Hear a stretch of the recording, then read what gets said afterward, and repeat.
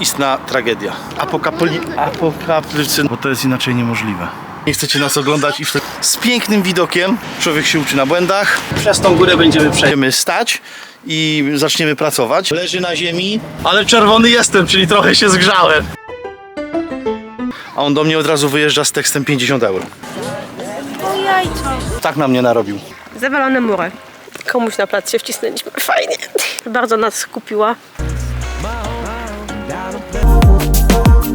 Dobra, trzeba to jakoś nagrać. Jeżeli macie jakieś większe miejscówki, tak?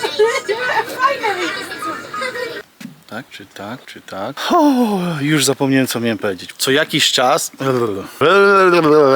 Siemanko, witam was w zapowiedzi kolejnego odcinka.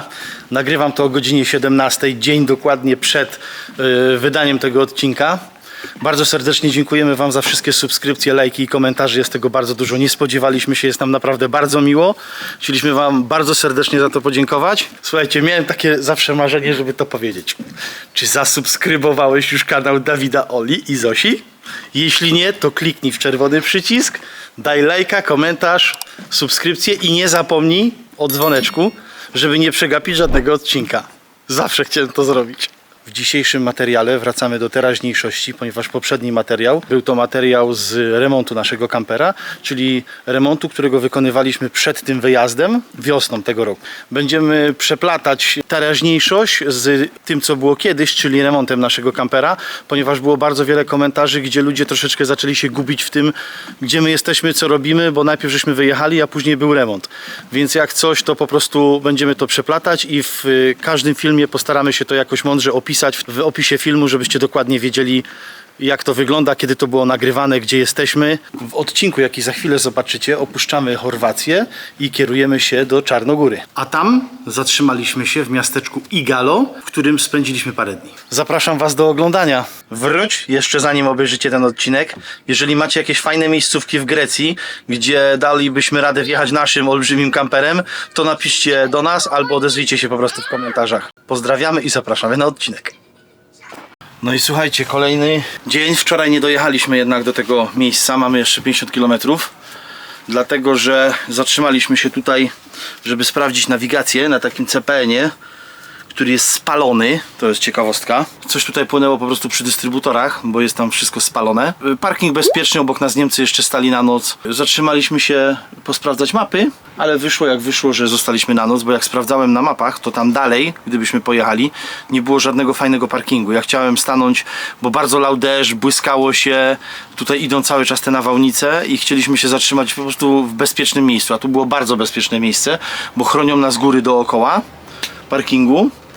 I do tego miałem gdzie sobie zrobić serwis z rana, czyli całą szarą, czarną wodę z wczoraj plus świeżą nalałem od razu teraz. No i ciekawostka, BMK odpaliła, czyli te wszystkie zmieniarki, DVD plus co tam jeszcze było, telewizja. To wszystko powypinałem, no i teraz się okazuje, że to wszystko działa, czyli to chyba pobierało prąd, bo przepięknie odpaliła bez żadnego najmniejszego problemu. Toalety, nie wspomnę jak tu wyglądają, bo wyobraźcie sobie jak mogą wyglądać toalety na opuszczonym parkingu. Oczywiście wyglądają jak wyglądają, z tyłu za mną, ale w środku jest istna tragedia. I wszędzie chodzą kotki. Dzidek. Przyzwyczajone są, że ludzie je dokarmiają i tylko wychodzicie, one od razu do was podchodzą. Tak sobie staliśmy. W taki sposób, jak widzicie, obok nas, mówię, Niemcy jeszcze stali, fajnie było, spokojnie, burza była, ale jak widzicie z tyłu za mną, wszędzie dookoła są góry i to nas fajnie osłaniało, że nawet nie było jakiegoś bardzo dużego wiatru ani nic, hałas jakiś tam był, ale to też nie był taki hałas jakiś, w nocy praktycznie auta nie jeździły. Wpiąłem, tata chodzi i nagrywa. Tata, dziki miał! No miał tu chodzi. Miał. Miał! Lubisz kotki? Tak! Lubisz kotki.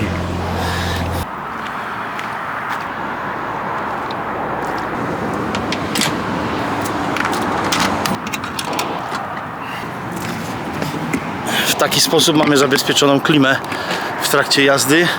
Chodzi o ten znak, no bo wiadomo, odstaje z pół metra i żeby się nikt nie czepiał, to jest ta tabliczka zamontowana, żeby nie było.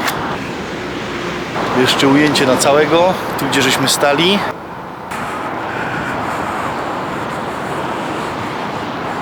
Pokażę wam ten CPN, bo byłem tam z Zosią, nie chce mi się iść drugi raz, ale muszę wam to pokazać, bo to fajnie wygląda. Taki, wiecie, od tej strony, że mało widać, od drugiej strony, ale tam widzę już ludzie chodzą, jakaś obsługa, ktoś tego pilnuje, nie chcę tam chodzić, ale generalnie wygląda to trochę tak post-apokalipsy, no właśnie, jakaś apokalipsa, także przejdziemy się zobaczyć, Ja.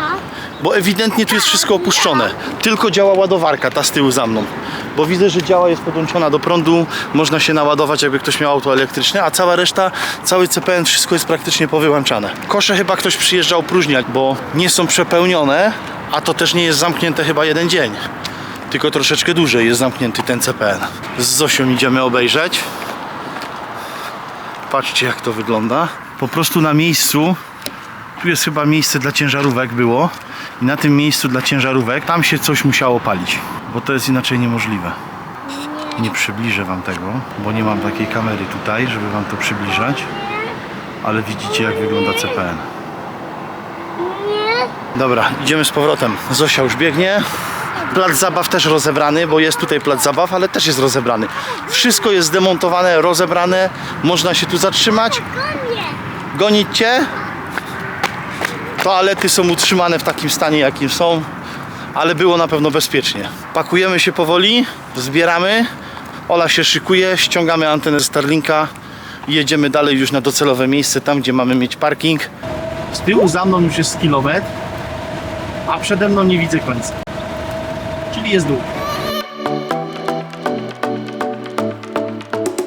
Wjeżdżamy na 8 i tam będziemy pod Makarską mieli już nasz parking, ale pokażę wam, jak pięknie wygląda ten tunel. Ola teraz, ciekawostka, przez ostatnie 200 km jechała cały czas za mną ze skasowanym średnim spalaniem, no i zeszła poniżej 9 litrów, tam 8,4 ze spalaniem. 3-litrowa BMK w gazie, niech będzie, że spaliła około 9 litrów gazu, jadąc średnią prędkością do 100 km na godzinę. Aha, i po górach oczywiście, no bo tu jakby nie było, to po górkach jeździmy cały czas.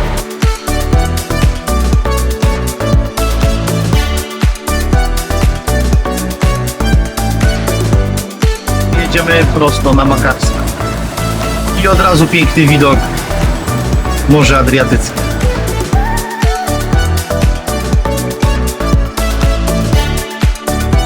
Ale widok piękny. Jeśli chodzi o Chorwacja i widoki, to są piękne, są piękne.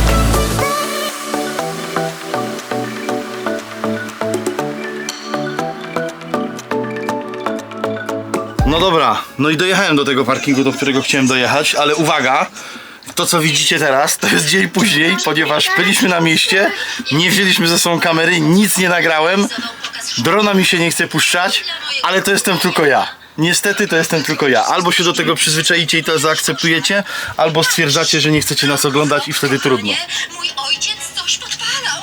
Pokażę wam parking. Wszędzie w internecie pisało 10 euro. Pan powiedział, że nie, 10 to było kiedyś, już nie jest 10, teraz jest 20 euro. Jedyne 20 euro za to, żebyście stanęli na takim pięknym parkingu z pięknym widokiem.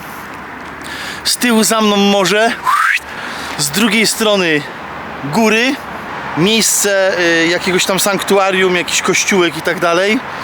Faktycznie dość specyficzne miejsce, warto się przejść i to obejrzeć, bo nie powiem, wygląda ładnie. Przechodzicie tutaj na drugą stronę takim mostkiem i tam jak pójdziecie, idziecie cały czas prosto i płacicie 20 euro za nocleg, jakbyście chcieli się tutaj zatrzymać. Do dyspozycji macie to i to, jak z którego nikt nie korzysta, bo jest bardzo rzadko opróżniany. Do tego kosz na śmieci, przepiękny parking wysypany kamieniem. Pewnie już zauważyliście, że jestem poirytowany troszeczkę. Także ogólnie super fajnie, ładnie, pięknie. My żeśmy stali tutaj jedną noc tylko. I powiem wam tak, gdybyście teraz stąd odjechali i pojechali kilometr dalej, to po prawej stronie macie parking, gdzie byliśmy się zapytać, 10 euro. Także my zrobiliśmy interes życia, no ale wiecie jak jest. Człowiek się uczy na błędach. Trzeba najpierw się zatrzymywać, wszędzie jechać i objechać i pytać. My mamy tylko z tym gorzej, że naszym kamperem nie wszędzie wjedziemy. Musimy podjechać osobówką, obejrzeć miejsce. No ale potem jest wzięta ta osobówka. A widok macie, no ładny, no nie można powiedzieć, bo jest bardzo ładny. I nawet z tego, z czego widzę, to tam na dole jest plaża z bojkami. Bardzo dużo autokarów się tu zatrzymuje. Dobra, zbieramy się. Przepraszam najmocniej, nie pokażę wam Makarskiej. Makarską chcecie, to sobie obejrzycie u kogoś innego. My Makarskiej nie wzięliśmy kamery, byliśmy poza tym późnym wieczorem, ciemno było i tak mi się pewnie nic za bardzo nie nagrało. Jedziemy dalej. Poskładaliśmy się, jesteśmy już praktycznie gotowi do ruszania. Ola jeszcze tylko wrzuci rolkę. I ciekawostka jest taka.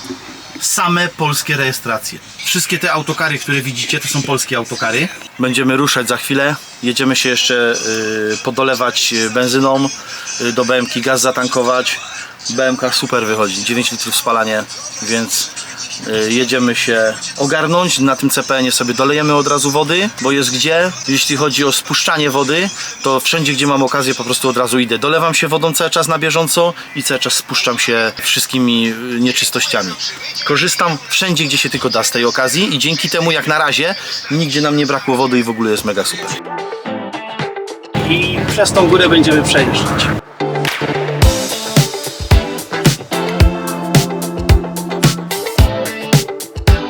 Tam z tyłu, jak widzicie, jest ten nasz most, którym będziemy jechać, a tutaj macie plac zabaw dla dzieci. No i toalety w tym miejscu. Są umywalki na zewnątrz i w środku. Bardzo czyste, naprawdę zadbane, mega. Szkoda tylko, że nie ma żadnego kraniku takiego, żeby wiaderko podstawić i nalać sobie wody. Znak jest, że nie wolno zrzucać toalet chemicznych. Widok przepiękny, trochę hałas, no bo to jest przy drodze, ale miejsce bardzo fajne.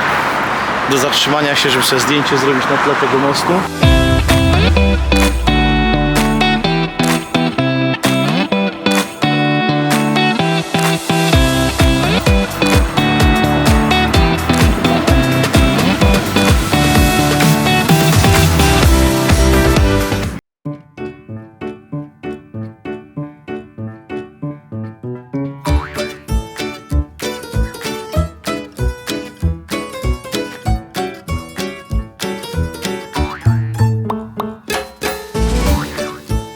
Ruszamy, jedziemy przez ten piękny most, który cały czas mówi o moście, ale nie wiem, jak on się nazywa, na jaką wyspę jadę, ja nic nie wiem, ale jadę, to jest najważniejsze. Dobra, jedziemy.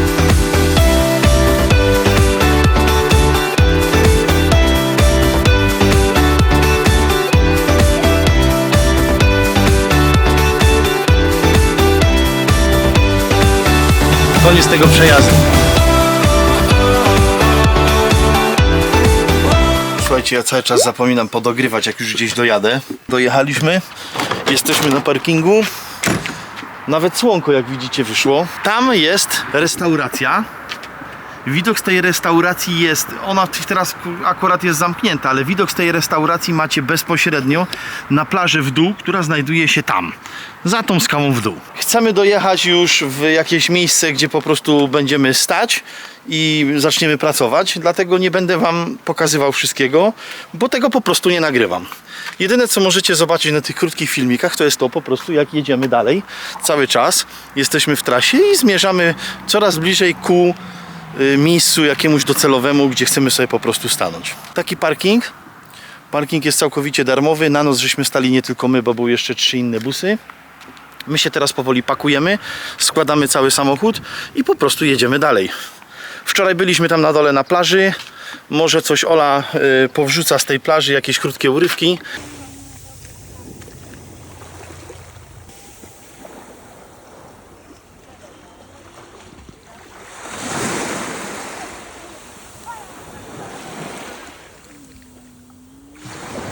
Taka zatoka tutaj jest, tam się kąpie Dawid z Zosią. W ogóle pierwszy raz jesteśmy na plaży z piaseczkiem fajnym. Wszędzie jest piaseczek. Woda jest dużo cieplejsza niż była tam, gdzie wszędzie byliśmy ostatnio. Taka to jedną ta plaża widać, ale ogólnie jest bardzo ładnie, bardzo urokliwie. Tam jest atak na mnie przypuszczany. Stoimy na takim dzikim parkingu. Stąd widać ten parking, ale naszego kampera chyba nie widać. Zaraz zobaczę. Na tym parkingu stoimy my, nas tutaj nie widać, ale stoimy my tam. Bardzo ładna plaża, fajna. Nie jest to oczywiście najpiękniejsza plaża, jaką można sobie wymarzyć, ale spoko, jest fajnie. Camping jest tam na dole. Da się wjechać każdym kamperem, naszym też. Tak jak teraz poza sezonem pytaliśmy o cenę, 25 € za nas 3. Osobówkę można postawić pod kamperem, bo jest tam normalnie parking. Także super, Całkiem nieźle, całkiem nieźle. Ale my się zbieramy, pakujemy, jedziemy Czarnogóra, z Czarnogóry Zatoka Kotorska i później Albania i po prostu musimy wrócić szybko do pracy, bo trzeba zacząć pracować i zarabiać pieniądze. Taka prawda.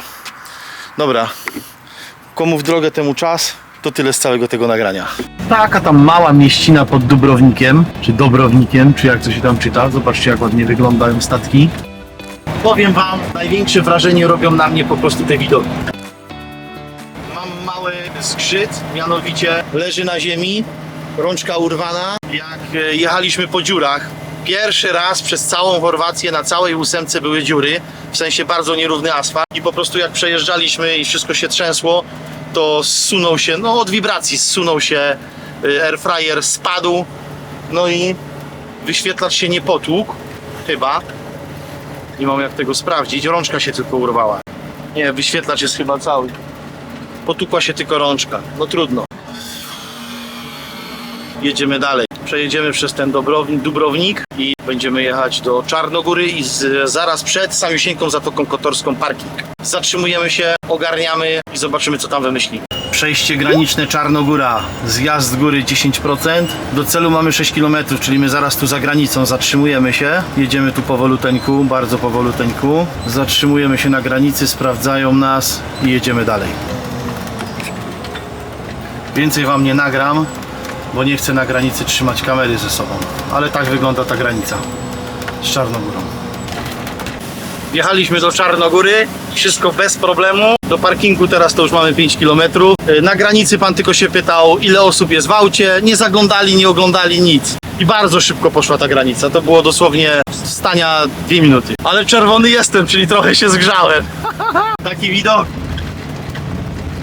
Tam z tyłu drugie przejście graniczne, czyli jedno było po stronie chorwackiej, teraz byliśmy po stronie na Czarnogórze i Ole właśnie wypuścili i jedzie do mnie. Jedziemy na miejsce postojowe, ale super, pierwsza pieczątka w paszportach.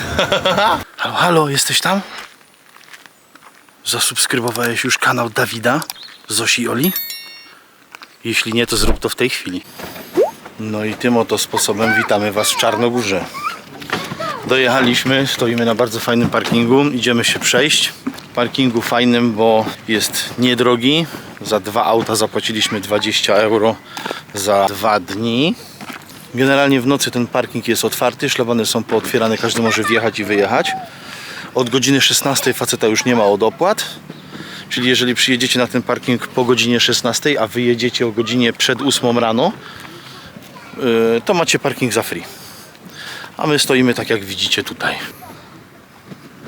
Są trampoliny, tutaj jest bar, plaża i można iść popływać. Cisza, spokój, piękny widok. Jakby to powiedzieć z naszej strony, Czarnogóra akurat nas przywitała miło, przede wszystkim cenami. Byliśmy na zakupach. Może nie połowa tego co w Chorwacji, ale powiedzmy, że prawie połowa. Jest bardzo znaczna różnica względem tego, co płacimy w Chorwacji, a to, co jest w Czarnogórze. Ogólnie sam kamper robi bardzo wielkie wrażenie, bo wszędzie, gdzie byśmy nie zajechali, to zaraz wszyscy się zatrzymują, patrzą. I teraz opowiem wam taką ciekawą sytuację, jak żeśmy tu przyjechali. To na dzień dobry wiedziałem, że wszyscy tu płacą 5 euro. Wjechałem tutaj na plac, facet do mnie podchodzi, no i pytam się go how much. A on do mnie od razu wyjeżdża z tekstem 50 euro. Ja mówię, jak 50 euro, jak wszyscy tu płacą 5 euro? On mówi, że nie, za osobówkę jest 5 euro. Ja mówię, no to dobra, to dam ci 10 euro za auto. I w sumie stanęło dokładnie na tym, że dałem mu za 2 samochody za 1 dzień 12 euro, czyli razem wyszło 24 za 2 dni. O, tak jest dokładnie.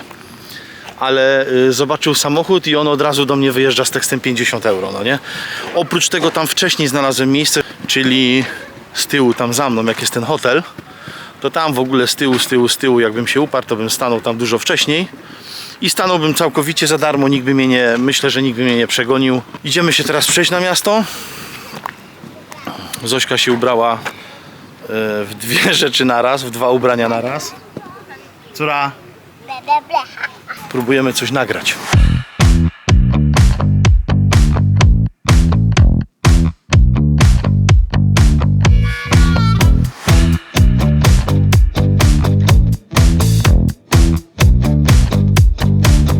Idziemy sobie tym deptakiem teraz. Znaczy, już żeśmy szli tym deptakiem. I teraz wam pokażę, gdzie idziemy dokładnie. Ola wymyśliła, że idziemy zobaczyć dokładnie tam. O, tam. O, tam. Tam jest zamek, do którego idziemy, więc będziemy szli całą tą promenadą. Wczoraj doszliśmy gdzieś dotąd, a dzisiaj mamy dojść kawałeczek dalej. W nocy przepiękny widok, jak się na to patrzy. Zaraz wam tutaj Ola wstawi wstawkę. To jest taki deptak, gdzie są wszędzie praktycznie dookoła restauracje, bary, lody, jedzenie. Pizza, margarita 6 euro, gałka lodów 1 euro. No i idziemy się przejść po prostu całą tą promenadą, zobaczyć to wszystko, jak to tutaj wygląda. Dużo kotów. Zaczyna się dużo kotów. Tak, bardzo dużo kotów. Ta Czarnogóra to jest taki wstęp do tego, żeby wjechać do Albanii. Tak. Czyli- To jest taki bufor. Taki bufor, tak. Tak. Trochę śmieci, trochę kotów, trochę psów bezpańskich, ale ogólnie nam się mega tu podoba. Bardzo fajnie jest. No i tutaj się zaczynają takie fajne uliczki. Hotele, wszędzie się budują hotele. Bo mówią, że Czarnogóra szykuje się po prostu na turystów. To na przykład jest oblegana restauracja. Wczoraj jak żeśmy tędy szli, to była pełniutka i to tak dobita ludźmi, że szok. I teraz jak idziemy, jest dokładnie to samo. Full. Mnóstwo ludzi tu chodzi do tej restauracji.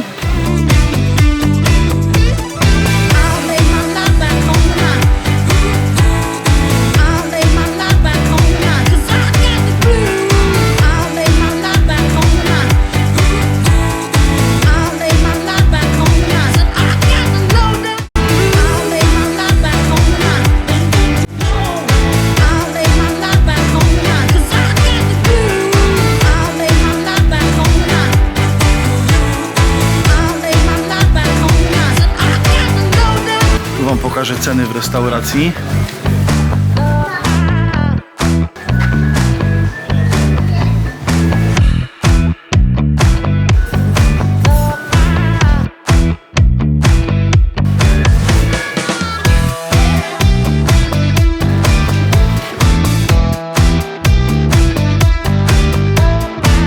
Tu jest ta uliczka, która wygląda tak inaczej. Domy po lewej, po prawej, tak wąsko, wysokie i trochę inaczej to wszystko wygląda.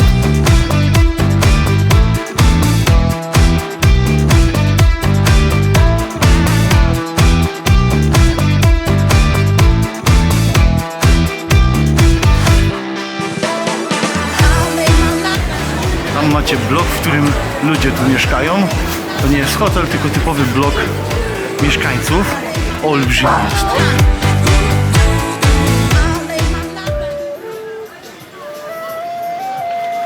Prysznice, ale niestety nieczynne. Widać, że to wszystko tutaj było wyremontowane ileś lat temu i od dość długiego czasu nikt tego w ogóle nie rusza. Kompletnie nikt nic z tym nie robi. Trochę szkoda, bo naprawdę tu jest fajnie. To jest taka Chorwacja, no. Można powiedzieć, że to jest bardzo podobne do Chorwacji. Wiele się to nie różni. To tylko tyle, że na pewno nie jest tu tak czysto jak w Chorwacji i zupełnie inna kultura. I powiem wam jeszcze jedną ciekawostkę, którą żeśmy zauważyli. Teraz mamy połowę września. Średnia wieku 70, może 60 lat. If you're from the west side, Cali, born and raised right from the town with the palm trees and good vibes. You know the best vibes soaking up the sun. Tym oto sposobem szliśmy na zamek. Mieliśmy tam dojść, ale nie dojdziemy, bo już jest za późno, słońce zachodzi. Zatrzymaliśmy się w restauracji na kawkę. Nie idziemy tam już. No co ty? Jak już słońce zachodzi, po co ja tam mam iść po cienku? O jajco. Idziemy na zamek. We on the map, we get the bag and they run it back. And I'm like, ooh, we on the map, we get the bag and they run it back. And I'm like, ooh, we on it. We know what's up. We on it. We know. Every day's a new day and it is a blessing. I hit the studio 'cause we got it.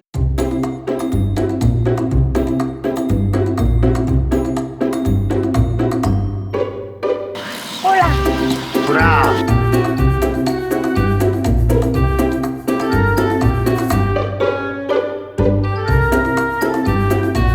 Się nie możesz doczekać? Tak?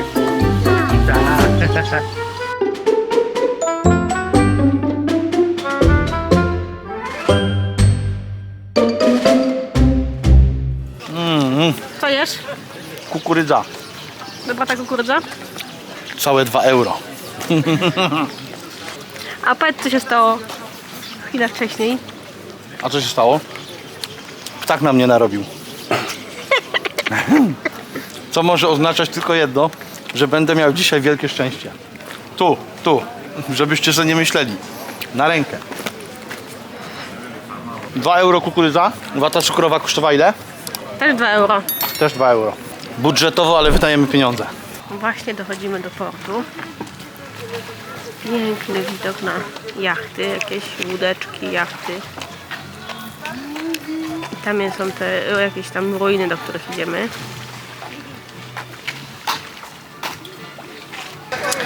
Dochodzimy do tego zameczku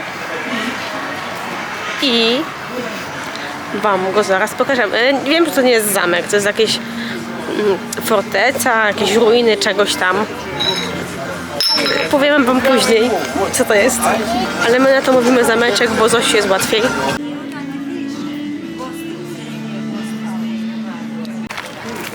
Tu mamy pomnik króla.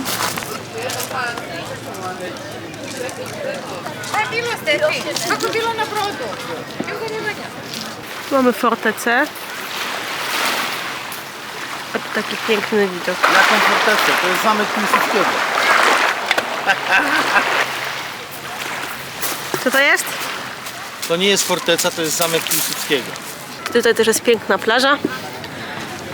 I bardzo fajna, urokliwa uliczka, fajne domki. To jest tak fajnie, przyjemne. To jest ogólnie marina, więc to z automatu przybywają tu statki, więcej knajp tu jest. Ale idziemy dalej oglądać, jak to wygląda i wam ponagrywać. Jedzie, chodź. Dowiedzieliśmy się czegoś. Ten fort nazywa się Fort di Mare. Jest częścią fortyfikacji tutaj tej miejscowości, która się nazywa Herceg-Novi. Co ciekawe, fort był budowany bardzo długo, bo od XIV aż do XVII wieku. O, tu jest napisane, to jest Fort di Mare. Every day's a new day and it is a blessing. I hit the Tutaj mamy taki widok z portu. session, Sunset Boulevard where we all come through. But don't let them Wchodzimy na część zawalonych murów. Bardzo wysokie schody. Zaraz zobaczymy, co tutaj widać. Tutaj młodzież przychodzi na imprezy. Z tyłu za mną jest taki mostek i można przejść na drugą stronę. To pewnie była jakaś fortyfikacja, tam się pewnie gdzieś szło do fortu, się pewnie tamtędy szło. A zaraz wam pokażę, jak tutaj jest piękny widok.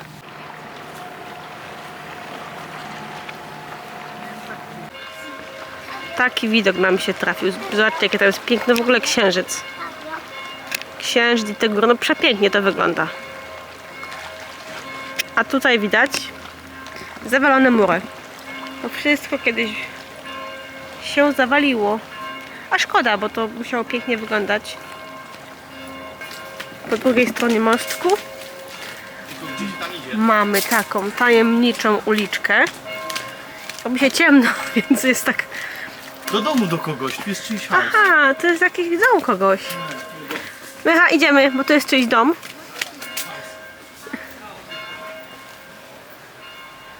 Okej. Komuś na plac się wcisnęliśmy. Fajnie.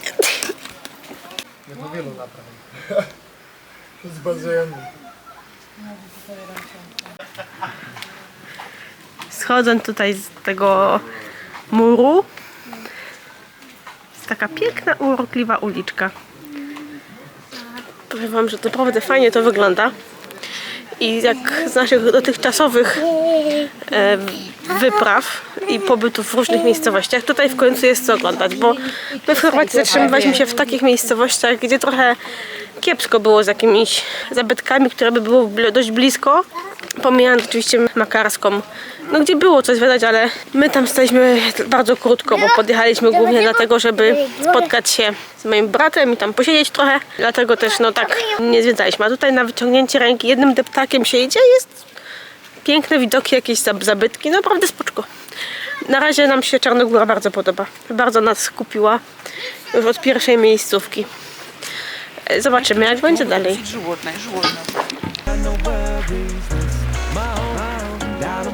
Pięknie to wygląda. A od tej strony to wygląda tak. We on the map, we get the bag and they run it back. And I'm like, ooh, we on the map, we get the bag and they run it back. And I'm like, Jechaliśmy na prom. Ola, jak się wjechało na prom? Bardzo fajnie. To jest stres, ale fajnie. Idziemy po Zośkę, idziemy zobaczyć, jakie będą widoki i jedziemy, płyniemy, nie jedziemy. A nasz kamper?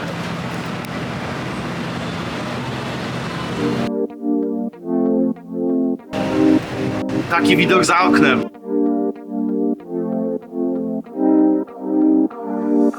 going to whisper hello. When I saw you once, I lost control. I'm probably Dobra, idziemy na górę wejść na taras widokowy, żeby było coś widać z tego tarasu widokowego. in the lights low. Vibe of adventure, drowning my soul. Let's travel the world just for a stroll. But I won't let you go, let you go. Prom ruszył. Zosia, czujesz jak płyniemy? Pierwszy raz w naszym życiu płyniemy promem. Jak ci się, Zosia, podoba płynięcie promem, co? Tak. Fajnie? O ja, ale się wszystko wyzmienia. 15 minut, 20 euro to kosztowało nas i po 15 minutach będziemy na drugim brzegu i później już jedziemy kierunek kolejka w Kotor.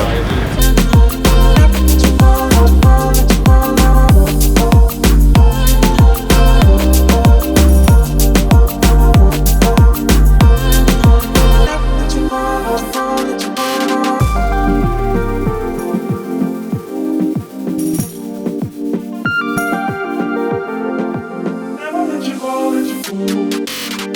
No i tyle było ze zjazdu.